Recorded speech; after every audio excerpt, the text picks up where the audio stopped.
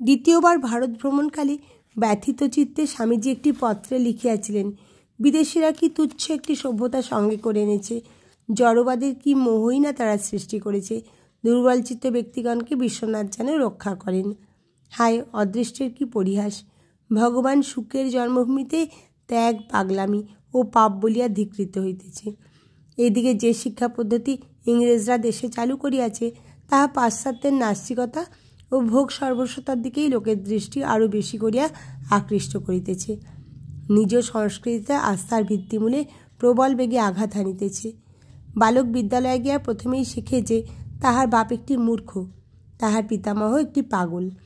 তারপর প্রাচীন আর্যগণ সব ভণ্ড এবং সবশেষে শিখে ধর্মশাস্ত্র সব অলিক।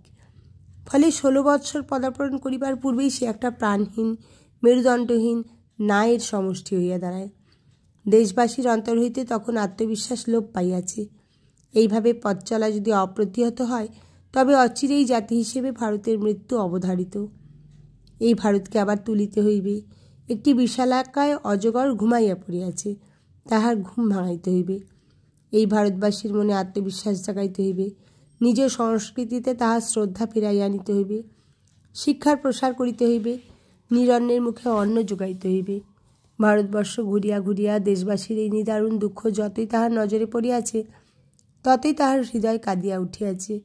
হৃদয়ে সেই বেদনা যে কত গভীর, তাহার সামান্য আভাস পাওয়া যায় আমেরিকা যাত্রার প্রাক্কালে তাহার গুরুভ্রাতা স্বামী তুরীয়ানন্দকে তিনি যাহা বলিয়াছেন তাহা হইতে।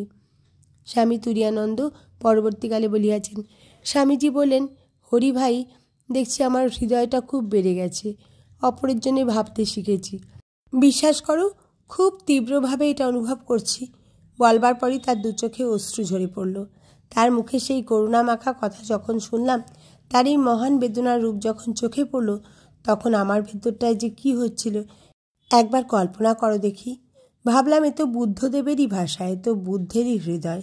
পরিষ্কার দেখলাম মানবজাতির সমুদয় দুঃখ কষ্ট এসে তার হৃদয় বিদীর্ণ করে দিচ্ছিল। এই সমবেদনায় তার বুক ফেটে যেত, চোখ দিয়ে রক্ত অশ্রু ঝরে পড়ত। তোমরা কি ভাবছো এই রক্ত অশ্রুপাত বিফল হয়েছে? দেশের জন্য খরিত সেই অশ্রুর প্রতিটি বিন্দু থেকে, তার অমিত শক্তি মর্মের প্রতিটি অগ্নিময় বাণী থেকে দলে দলে মহাবীরেরা সব জন্ম লাভ করবে। তাদের চিন্তা ও কার্যে গোটা জগৎটা কেঁপে উঠবে। একবার মাদ্রাজের সমুদ্র তীরে বেড়াইতে বেড়াইতে একটি অনশন ক্লিষ্ট বালককে এক কোমর জলে দাঁড়াইয়া তাহার মায়ের সাথে মাছ ধরিতে দেখিয়া স্বামীজি কাঁদিয়া ফেলিয়াছিলেন। বলিয়াছিলেন, ভগবান এত দুর্ভাগাদের সৃষ্টি করেছ কেন? এই দৃশ্য যে অসহ্য। কতদিন প্রভু, আর কতদিন এর দৃশ্য দেখতে হবে? তেজ বীর্যে চরিত্রের দৃঢ়তায় তিনি যেমন বজ্রের চেয়েও কঠোর ছিলেন, দুর্বলতার অন্যায়ের বিরুদ্ধে দাঁড়াইয়া যেমন সিংহের মতো গর্জন করিতেন, তেমনি আবার মানবপ্রেমে ছিলেন কুসুমের চেয়েও কোমল। অপরের দুঃখ কষ্ট দেখিলেই তাহার বিশাল নয়ন হইতে বাঁধনহারা অশ্রু ঝরিয়া পড়িত। এই অপার করুণা ও সমবেদনার অসহ্য ব্যথা হৃদয়ে ধারণ করিয়া দেশময় ঘুরিতে ঘুরিতে তিনি দিনের পর দিন ভারতের দুর্দশার প্রতিকারের উপায় চিন্তা করিয়াছেন। এই চিন্তায় তাহার হৃদয় এমন আলোড়িত হইয়াছে, বহুদিন রাত্রে ঘুমাইতে পর্যন্ত তিনি পারেন নাই। বহু শিক্ষিত অশিক্ষিত, ধনী দরিদ্র, উচ্চ নীচ সর্বস্তরের লোকের সঙ্গেই তাহার সাক্ষাৎ ঘটিয়াছে। ক্ষেত্রীর রাজা, রামনাদের রাজা, মহীশূরের মহারাজা প্রমুখ এবং বহু উচ্চশিক্ষিত ব্যক্তি তাহার শিষ্যত্ব গ্রহণ করিয়াছেন। তাহার ভাবধারায় তখন অনেকেই অনুপ্রাণিত। তথাপি তিনি দেখিলেন কাজের জন্য পর্যাপ্ত অর্থ দেশে পাওয়া দুর্ঘট। তবে বুঝিলেন যে কাজ করিবার জন্য ত্যাগ ও সেবার অগ্নিমন্ত্রে দীক্ষিত লোকের অভাব হইবে না। শেষের দিকে অনেকেই তাহার প্রেরণায় তড়িৎস্পর্শে উদ্বুদ্ধ হইয়া দেশমাতৃকার উদ্ধারের কাজে আত্মনিয়োগ করিতে প্রস্তুত হইয়াছিল।